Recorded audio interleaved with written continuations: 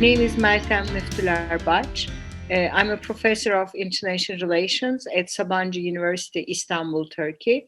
I'm also the dean of the Faculty of Arts and Social Sciences since July 1st, and I've been working on international relations theory, European integration, Turkey's relations with the European Union, where I looked into Turkish foreign policy, Turkey-EU relations, the European integration process, European foreign policy.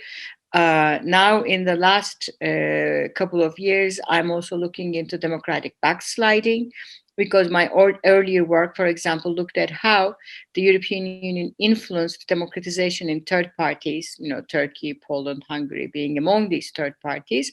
But in the last 5 years or so, since empirically we are actually seeing backsliding in these countries, parallel to what is also happening in the EU literature, I'm also looking into this rise of authoritarianism from an external point of view.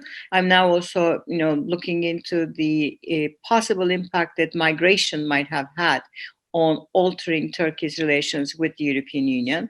So, in a nutshell, my recent work is on the EU and Turkey from different multiple angles, differentiated integration, the migration crisis, Turkey's migratory policies, but those are not my forte, I would say, and democratic backsliding.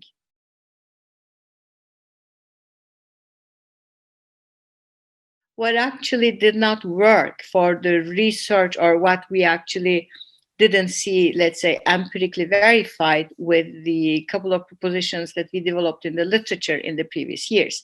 Now, the answer to that would be that there was this expectation in both in IR theory and in the European integration literature, that external actors such as the European Union, which symbolizes, a set of European values, is able to promote democratization in third countries who want to be closely associated with the European Union. Now, that's of course not something specific to Turkey, but we're looking at Central and Eastern European countries, we're looking at the Western Balkans, we're looking at, of course, Turkey, but also the European periphery countries like Ukraine, Moldova, Belarus, Georgia, anything that's in the EMT area as well. Now, unexpectedly, while we've been focusing on, we meaning the IR and European integration scholars have been focusing on how the EU could actually promote a gathering of, or a change, some kind of a convergence in the values among these countries in promoting democratization, we actually see unexpectedly just the opposite. So there is now this rise of, let's say, authoritarianism, backsliding in democracy, but also an erosion of values such as rule of law, checks and balances, and a much stronger hold of populism in multiple countries, even in core Europe as well.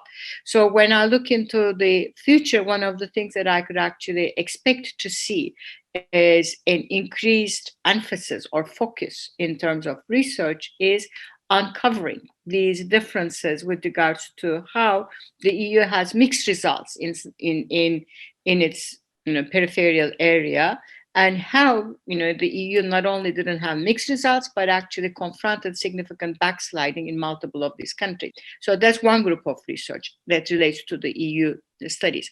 The second group of research, of course, is the very changes, the very rapid changes that are happening in the European Union, with the Brexit on the one hand, with countries such as Turkey who have been dangling in the air for some time, let's say, since the beginning of the accession process.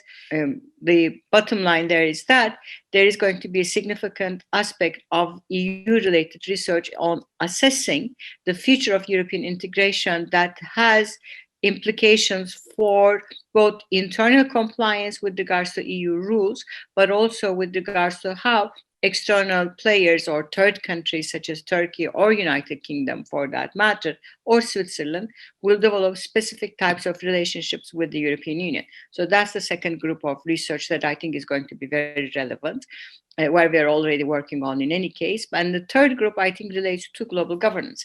Now, one of the things that we have seen very recently, especially with the COVID crisis, is this, that no matter how we expected the post-World War II period, leading to international institutions, a greater degree of international cooperation.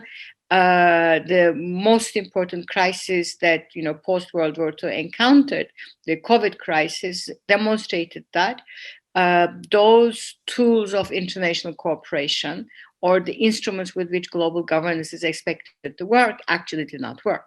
So the third group that I think is going to be a very important area of research is to understand the limits of the international institutions that we currently have, and to understand how international cooperation with regards to a common universal crisis that faces humanity depends on joint action by states, and how that kind of a joint action could actually be possible. So I would say three groupings. Of course, when we talk about global challenges, it's not only COVID that matters there, but I would put environmental and climate change there. I would put migration crisis there as well.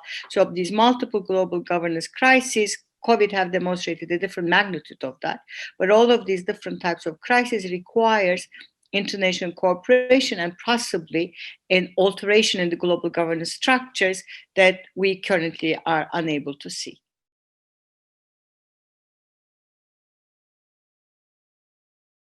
What we're probably here implying is this: are we going to use more realist paradigm, liberal logic, the constructivist logics? It's not a matter of preference. I don't basically say, okay, I would prefer to use this theoretical framework to explain the evolution of global governance, to understand the EU. But I think what has happened in the recent years have demonstrated that when a crisis erupts, it could be Brexit, that's a crisis. It could be the COVID crisis or migration crisis. States revert back to more or less their original national self-interest, certainly myopic views of approaching the world. So I think it's not a preference, but I think that the realist logic, to a certain extent, the liberal rationalist logic, of course, with regards to their emphasis on individual interests, nation-state preferences, and the relative power of the nation-states to promote their interests vis-a-vis or at the expense of others, is going to have more explanatory power, at least for the next few years.